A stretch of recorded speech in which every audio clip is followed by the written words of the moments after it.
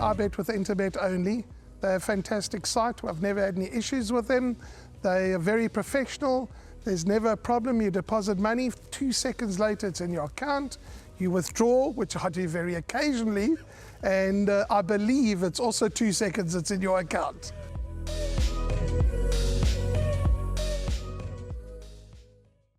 Well, we're on to the lucky last, race number 8, 1950 meters, merit weighted 78 handicap. We haven't compared notes or anything, Sheldon and myself, for this. That's the way you do it. You come on air and you have a chat, you have a discussion. And if we're on the same page, I'm hoping that we are in race number 8. Maybe we can end things off on a high. But let's go. Let's have a look at a replay and followed by the interview package.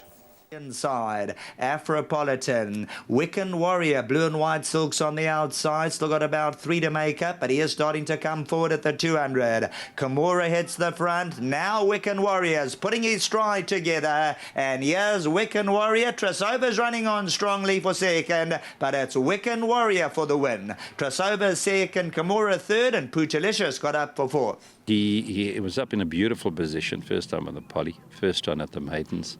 And of course we were disappointed his performance because, you know, he was in a lovely galloping position and just didn't quicken up at all. So we've put him back on the grass over this distance, which isn't a problem because I think he could land up being a nice staying horse. And so I wouldn't leave him out. I'm going to put let's put a line through his last run over the on the poly over 1950. Don't want to make too many excuses. But he looks in good shape. He's probably also heading towards the veterinary surgeon to be gelded towards the end of the season. Also depends on how this run goes on Sunday, but don't leave him out. Good draw. I don't think he will be inconvenienced by the trip. He's doing well, very honest horse. So also, you know, I fancy him to run well. Yeah, I've always thought that he's a horse that's going to go ground.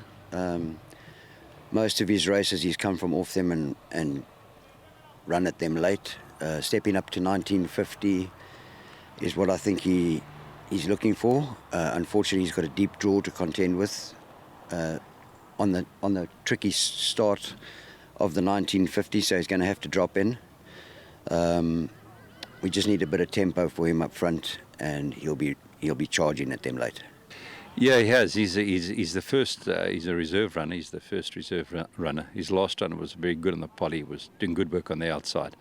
And I've always thought that the Scottsville, you know, with a little bit of a longer running will suit him a lot better. But if he does get a run, don't exclude him. Well, in race number 3, we are hopefully going to be starting off with that banker that we suggested for the Pick 6 called Care Forgot.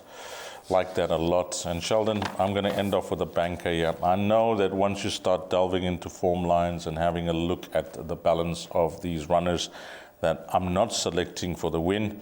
You can make a case for them, but in our banker first leg, if we get through there, then we're going to have to sweat a bit if we survive the rest of the legs, where we've included some nice roughies. But I'm in the camp of Trasova there. The key for me from that interview is Peter Muscat mentioning the distance that he thinks the horse is looking for. I agree with him, having watched this horse, especially that replay that we saw. The draw is immaterial for me. I know that he can, you know, race up handy, but over this distance, I think he's going to be switched off. I'm sure you can remember on Guinea's Day with the Independent on Saturday, Drill All Stakes, where the race meeting was abandoned. This horse, I think, was in the last race. Yes, the last race. And he was drawn wide, I think 16 or something. Serena was on him. That day, I quite fancied these chances. It was not to be. This race has come up in the program. They've opted to go for this over 1950 meters. On what I saw last time out, the fact that he's going over the distance, like the confidence coming through from Peter Muscat, he's given us the green light. Richard Fourie up. I'm going to take a chance here. The horse is trading at 3-1. I think come race time, he'll start shorter. Well, you've taken the words out of my mouth. These, I'm all in with Trasova. I think around about 18 to 10, 16 to 10 come race time. There, Dees is giving the hups. Samanga Kamala gives the whoop whoop. We got the hup here from Dees. But on a more serious note, I agree with you totally. That last run, he absolutely took off in the closing stages. I remember calling the race with Wiccan Warrior, and Wiccan Warrior is a highly thought of individual. And if you pull out his penultimate run, he ran behind Imposing, and we fancy Imposing earlier on in the day. I'm not worried about the draw, and look who's engaged for the ride, none other than Richard Ferree. He's ridden him before. He's ridden him when he ran behind El Dante, so we've got a small field for him on that occasion. This race, looking at the pace, I think there's not going to be a hot tempo on. Hopefully they go a half decent pace, and Richard Ferree will be mid-division, maybe 7, 8 lengths off, turning for home, and I think that'll be good enough for him to stride past this field. So I'm very strong on number 11, Trasova. As you mentioned last time out, there was talk about him winning.